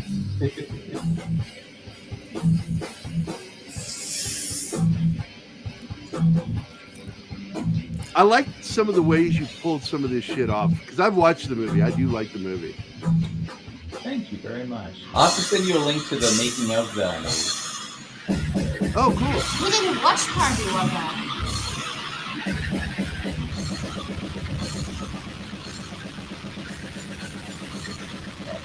The metal is making the sound blur out.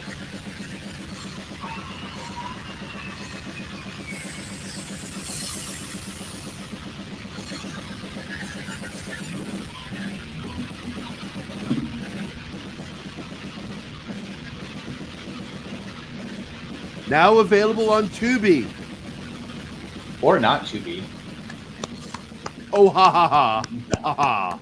Thank you, thank you. Yeah, it's available on Amazon Prime, Apple TV, Plex, Filmzy.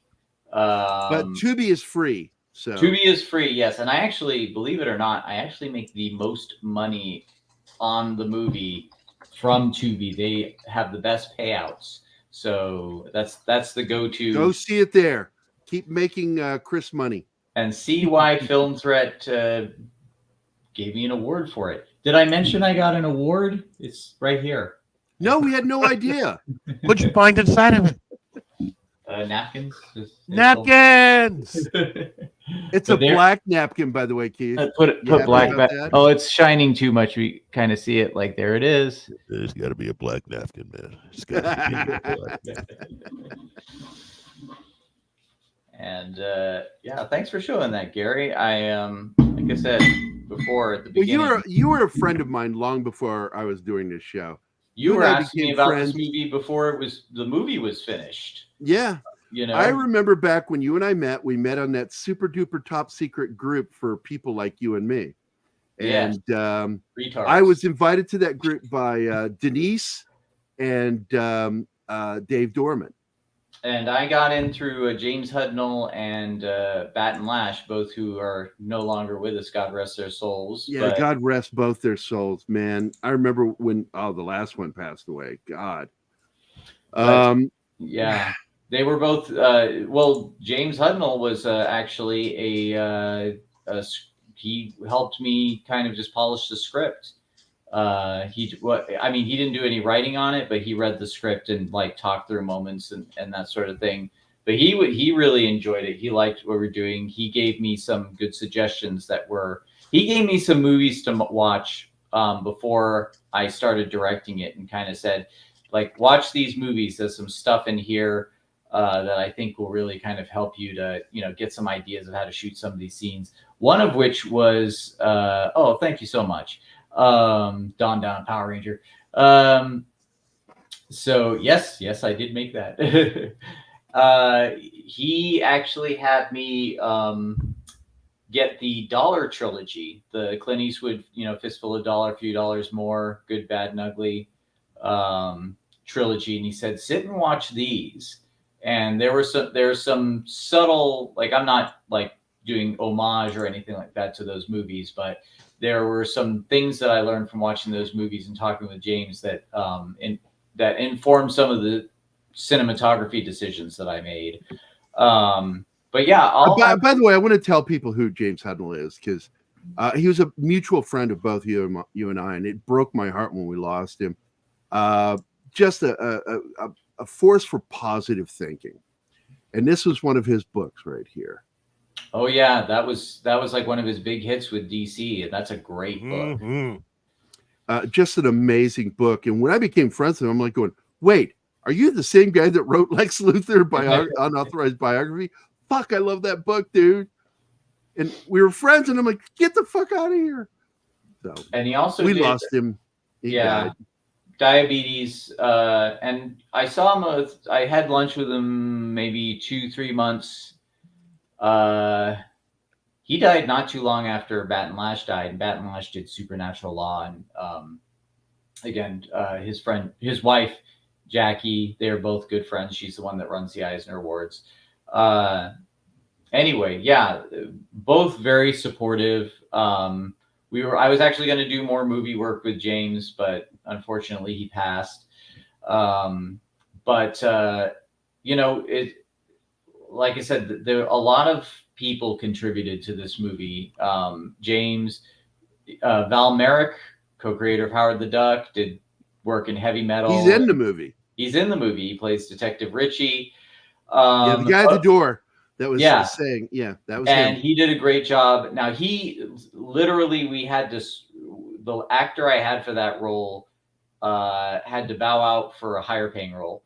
And James called, that's how I met Val. James called Val and said, hey, can you fill in for this actor? And Val is a very good actor. And he got the call on a Friday and was there on a Sunday, and, just like went right into it. We've been friends ever since then. And I also have to mention too, the actors, Jenna Green, who was on the show Face Off, the makeup challenge show, my friend Heather, who built the miniatures, and then Studio ADI, Oscar winners Tom Woodruff Jr. and Alec Gillis, who have Studio ADI and have worked on the Aliens franchise, Tremors. They created the worms for the original Tremors, Starship Troopers. They actually, Alex New Company just finished work on the new Alien Romulus movie, the new Alien movie that's coming out. I mean, these guys have just done it all. and they're like, yeah, we've got some tentacle effects that will be good in your movie, you know, and they believed in me enough to entrust those to me. So, you know, I've actually got some professional level cable controlled creature effects in my movie. And yeah, you know, for anyone that hasn't seen it, it wears its budget on its sleeve. I'm not going to lie about that. That's been the main criticism of the movie. But even the, you know, the reviews that I had that weren't particularly good reviews were mainly just based on, yeah, it looks cheap because it is cheap, but there's something here. And I'm like, okay, that's all I can ask for. And if anyone doesn't like it, all I can tell you is that my friend, the award this best indie horror movie of 2023, thinks it was just fine. Nice. Well, we're proud of you, Chris. I'm personally very proud of you, and I'm so proud and honored to be a friend of yours. Thank you. And the same goes for you too. You know, I'm really excited to see. Well, you and I are very creative people. And well, I've we're taken also, some time we're off. not going to wait for people to give us permission to do our thing. You know, it's like we're going to keep putting one foot in front of the other no matter what. And I know it's been a slog for you, and it's been a slog for me. We both had our health issues and financial issues, but you know, we keep pushing ahead, and you know, life's too short to do waiting for the otherwise. right moment for you know, a while, because I just kept waiting, going, when's it going to happen? When am I going to get back and finish this damn book? And then finally it hit this year. The writer's strike killed my career again. And that's what, when I got to October, I'm like, it's now. I'm ready now. And it just, all of a sudden the fire lit in the basement, you know, open my ass. No, it's like that belly, you know, you get that fire in your belly and you're ready to go again, you know, and that's what happened. I'm just feeling impassioned and ready to go. And you need to be that way to be a creator.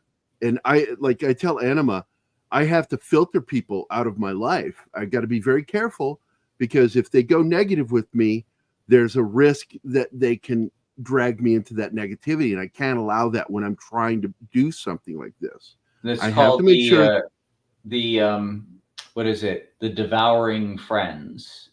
Yeah. You know, they're just going to look for opportunities to. It's not something that they're consciously. Well, some of it they're consciously doing it, but a lot of people aren't. They're just, you know, they want to be there, but they don't want to. But they want to let all that baggage drag. It's like them my down. sister. She thinks she's a positive force in the universe. And I had to beat her over the head one day verbally and go, you're a very toxic, negative person. You think you're a positive person because you have a high image of yourself. But the fact is, you're a very negative person in other people's lives. In my life. Holy shit. What the fuck? The mute button is far from me. Winston, shut it. Oh, is that yours? Oh my God. I'm like, whose is that? That's funny as Welcome shit. to Pop Culture Minefield, where you hear "shut up" for our pets very often. Yeah. The arch. Winston, shut it. I swear to God, it'll be that Will Ferrell as a dad. Get off the roof. I will punch you in your face. Get off the roof. I turned Scottish when I yell at my dog. Shut it. Shut it, you stupid dog. But no, his arch nemesis, the Amazon delivery man, drove past, so he had to lose his mind for a moment. But he's better now, aren't you, Winston? Don't answer that. We always know when Don gets his mail delivered because Bailey is going crazy then. It's you know, I think creative people must have crazy pets too. But yeah, you know, it's like I'm rooting for you as much as you rooted for me. I want to see everybody be successful, and I think there's enough room. You know, I mean, that's again, it's the only. I try not to get biblical on people, but you know, to me, that's part of what the Sermon on the Mount is when he breaks up the bread and the fish. So that's his way of saying there is absolutely enough for everyone, and you know, and there's enough room for us to all be successful. The miracle of the fish and loaves. My favorite version is from Monty Python. when the people in the back are like, "What did he say?" He said, "Blessed all the cheesemakers." Well, And that it's just true. makes me it's like, well, I don't think he means just cheesemakers, but people who make things. It's just completely misinterpreting and misunderstanding the message. The blessed, yes, I do appreciate the cheesemakers, though. They're responsible for all of my jokes. You and I are good friends, and you know, I'm always going to have you as a friend. I hope I go before you because I don't ever want to see you go. But I feel that way about all my friends. I want to die before all my friends because I've had to say goodbye to my friends. Every single friend I've had to say goodbye to, diabetes. It's getting dark in here. Well, is it getting dark, or are you having a syncopal episode? Oh, geez, it's yeah. That's a medical question for anybody who wants to look it up. Wah, wah, wah. I've said that in movie theaters so many times. Are the lights going down, or am I having a syncopal episode? Nobody knows what the fuck I just said. I'm like, success. Gary's like, diabetes, death. I hope I die first. Thanks, Gary. I don't want to mourn any more friends. I'm tired of it. I like you. I kill you last. I kill you last. So remember what I told you, Sully? Yeah, that's right, Matrix. You said you'd kill me last. I lied. I lied. I love that. Where's Sully? I let him go. That movie is so awesome. I was thinking of that when I was trying to sleep on the plane. Don't bother my friend. He's dead tired. That's sad too, Kingsport Cal. I've had two friends kill themselves. Both of them. I'm trying to think. Okay, I know our friend John, because Keith knew John too. He hanged himself in his garage. Mm-hmm. But I think our other friend died from pills. He wanted to go peacefully. Yeah. What are you making? Once Human? It's actually picture X-Files, SCP, Tim Burton, horrified Japanese Studio Ghibli, all in one MMO shooter. Interesting. The Fringe, everything built in. Like when you see a bus grow arms and walk down the street, you know you're in a good game. That's something you see normal every day in that. It's actually really well done because even has Death Stranding stuff in it too. You have an alternate reality consciousness on your back. I did not like Death Stranding. Well, I didn't play it, but it has the same similarities. Somebody got that for me as a gift, and I hated it. That's my character, and that's actually one of the dungeon rooms that looks like the back rooms or cube. And that's it. Just you open this facility up, and this is the end where you get your reward. So I'm making the thumbnail for tonight or tomorrow. Can we blow that up? Can we look at it closer? I'm sorry, Lady V just brought up Lot Lizard, followed me home. Here. Oh, jeez. Here, I'll do it better for you. Well, Gary, make his screen bigger so we can see that. Oh, I got to touch it and talk nice to it. Hi, screen. You're really nice. I like you. There's no audio. Can I touch you? Here you go. Oh, see, I made it big. It was when I touched it. It got big. What are you doing this? Is this an Unreal Engine? I didn't make the game. This is the game I'm playing. This is just one of their trailers, but this is pretty much a third person. You build base building, crafting, survival, weapon crafting, everything. And I thought you were saying that you were putting this together. No, that was just the thumbnail for the game I'm playing. Oh, gotcha. Okay. So this is pretty. Yeah, there's like Silent Hill nods in here. Chris, that's the sound of Chris becoming less impressed. No, it's in a world gone dark. I like that voice just starts to go down. Oh, so you didn't anything do it. Thank you, middle finger. Wait. I have another award for you, Chris. Yeah, make another magic finger. Oh, there it is, magic finger. Yay! Hold on, let me find that sarcasm award somewhere in my ass. Gary gets so excited for that finger. I'm getting concerned. Meanwhile, on Pop Culture Minefield, the finger has been You given. want that in your butt, Gary. Fickle finger of fate.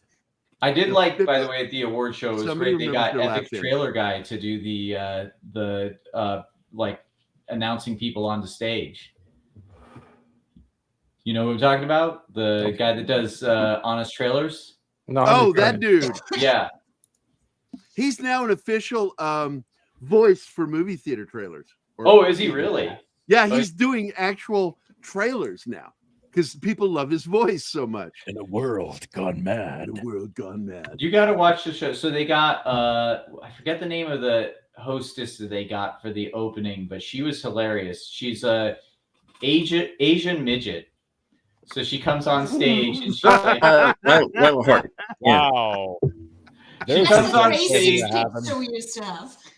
She's from Dallas, Texas. Now, is she a midget or dwarf? She's a In a world gone crazy. A midget is a small person who looks normal but small. That's her. And then Yeah. dwarfism is the larger cranium. So she comes on and she's hilarious. She comes on the stage. She asks like, "How's everyone doing?" She's like, "I'm here to represent short films." Oh my God! She's like, "Wow, off. Really?" She's like, "I came here from Dallas, Texas. People think I took a plane, but actually I rode a horse. Actually, it was My Little Pony. Actually, it was a Great Dane, which I parked out front, and then I ate it because I'm Asian." Diversity. As they say in San Francisco, there's a lot packed in there. But do you know her now? Do you know her now so I can friend her? Because I hung out with her. I'm not friends with her on Facebook. Oh, I gotta look her up because she was. Look her up. I want to know this person. Wow, She was awesome. Gotta have her on the show. She was. We need her on the show. She's on Twitter, Gary. Would you say she wears a sweater? No, she's on Twitter. I You follow found her her? on Twitter. Yeah. Oh, Yeah, I know okay. who she Send is. the link to me through my Twitter, not PCM's, but my personal Twitter. Her name is. Let's see. I gotta find it. Will it come up? Because I just followed her. Well, if you rub it enough, it'll come up. That's hey, as they say in San that Francisco, joke there's a is lot made packed in twice there. now in this show. I made it I first, feel and Steven so made it better. alone in that fucking sausage fest here. Lila I'm so Hart. glad you're here, Anima, because you do have a lot to contribute, and you act like you don't. But the fact is, we like having you around. You're a lot of fun. She's And we actually like the one having- that convinced me to come on here. Plus, today. I'm in love with you and stuff. So I'm the only girl who stays here. No one else can put up with you. no So other woman brave. has the ball to do it. No woman can stay I think that's conscious a enough. compliment. That's a lot of nuts. That's a lot of nuts. That's right. And- By and the as way, the- some more people popped in. I got to say hi to him. Keely Chow, Dragon Ruse, Andy Morrow, and of course our dear friend Kingsport Cal is back. And by the way, I read what you said about your brother. That sucks. Born with type 1 diabetes is rough, man. Yeah, it's one thing. It's one thing when it's you're not taking care of yourself. It's another thing when it's something that you. Well, have it's to- also sometimes hereditary, and mine's hereditary because it runs in my family. It's a tough one to have to live with, especially for kids. Man, that is rough. And both of my former boss's children, who I was close to, had it. But Dylan, who is also type 1, Dylan Zwiner, I taught him how to play drums. He became a really good drummer, but I was his drumming teacher. And I was so proud of that kid. We'd babysit him on weekends for my boss. He'd just come and hang out with Zoe, Mac, and me and play video games the whole weekend. It was a blast. He died 4 years ago from a drug overdose. It was accidental. So diabetes didn't get him, and he had type 1. It was the drugs. And drug addiction here in the Midwest is bad, and Keith knows what I'm talking about. Here in the Ozarks, we were at one point the #1 manufacturer in the United States of meth. #1. Nobody could beat us. Go us. It's a shame. And it's still, even though almost all meth is now made south of the border because it's made cheaper, it is still They took our germs. They still make you have an ID, and you got to be of a certain age to buy cough medicine. I know there's a joke in there somewhere. No. It's no, pathetic. I mean for being #1 for meth. Oh. No, it was really scary because in Lebanon, Missouri in particular, Keith, I don't know if you knew this, that when there were so many meth houses where they were manufacturing, that those houses have to be destroyed. They can't be resold because it gets into the foundation, the wood, everything. Wow. And they try to gut them, and it doesn't work because it's also in the wood, and it can kill. If you have children, it can kill your fucking kids. That's right. I mean, if it they gets get in the exposed wood, to it. it's over. Yeah. Damn. And they're worse. It's worse than termites, man. Meth. It'll ruin the wood of a house, and you got to tear it down, burn it, whatever you have to do. But I do want to talk about this weekend because we're at the end of the show. Tomorrow, Tom and I are doing our typical weekend thing. Every other weekend, he and I do a show called Tom and Gerry, or as Mike, who has joined us, by the way, will say, Tom and Gerry, I mean Gerry. And this weekend, we're finally going to do Heroes on a Half Shell, the original 1990 Teenage Mutant Ninja Turtles. Sweet. And I'm looking forward to doing this because I love this movie. I really do. The guy that played Casey Jones, I forget his name, Greek actor, so fucking good. This is where he got his big break. And he played him twice, right? Twice, or did he play him 3 times? Twice. Twice. Okay. Loved him. This movie got it right. And Jim Henson created the heads for these things. The animatronics and the puppetry was so well done. And then the other thing is Monday, we're going to be talking about the first 3 episodes of fucking Reacher. Everything else can fucking wait. All what is that line from Full Metal Jacket? All dicks will hang. That's it. All dicks will hang. You didn't say in your mouth. So Reach is going to be our date night on Sunday. Nice. Maybe. Well, I haven't watched any of this, and Sunday night is the only night I have time for it. Gary, I watched all 3 to see if it was around. going to be worth what. Oh, I'm sorry, Chris. What? I said, Gary, you made Reacher sound like Reach Around. Yeah, Reach Around. It's a real good Reach Around.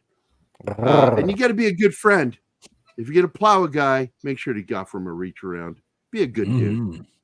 But we're going to be talking about Vindicated because I caught 3 things in this the first 3 episodes that tie right into what I'm doing in Vindicated. And I like that. I like that we got a character doing this shit. And he's an interesting character. The book, each season is based on a book. And I like that they're doing that. And every one of the major characters is based on a character from one of the books. And Lee Childs is the guy who created the character. Lee Childs, interestingly, is not American. Go look him up.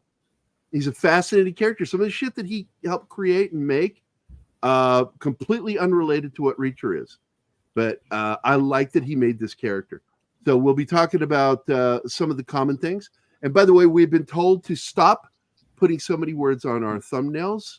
Yep. That we, not that it was a bad thing, but they said it's not going to help you. So put single words on there. So I'm going to put the name of what we're going to talk about and what we're going to do. So it's Reacher and review. And that's it. Yep. And this is an established person that I trust. And they give me advice. I listen. I'm certainly going to recommend the Turtle Show to one of my coworkers who's a huge Ninja Turtle fan. I apologize. I have to dip out a bit early. No, we're going now. That's the end of the show. Now. Yeah, we're going now. So we're going to end the show. Yes, tell your friend. And everybody out there, I hope everybody has a great Friday. Please be safe. I am going to head over after the show to go hang out with Script Doctor and stream from his channel. So don't forget to maybe drop over there and say hi. But I love Script Doctor. Tell him hi for me. I will. I love Script. He's really a dear friend of mine now. I mean, he'll probably say who, but then just tell him about this. I'll go, and then I'll go, Doctor. He'll say who, and I'll go, Doctor. Jack Burton. So, Jack Burton. All right. I made that comment several times this weekend. It's all in the reflexes. Anyway, everybody have a great weekend. Chris, I'll see you later, buddy. Go have a good weekend yourself. Okay, man. See you next Tuesday. See you next Tuesday. See you next Tuesday. I love that. All right, buddy. We're ending it now. Bye, guys. Bye. Bye. Awesome. Bow,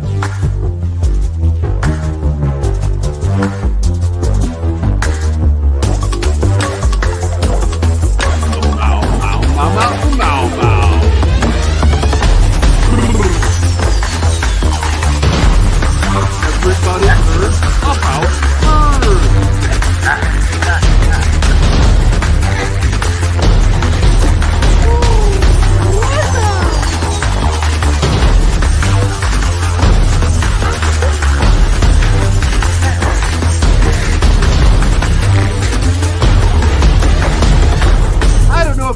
the show, but I love the ending. He loves the cock.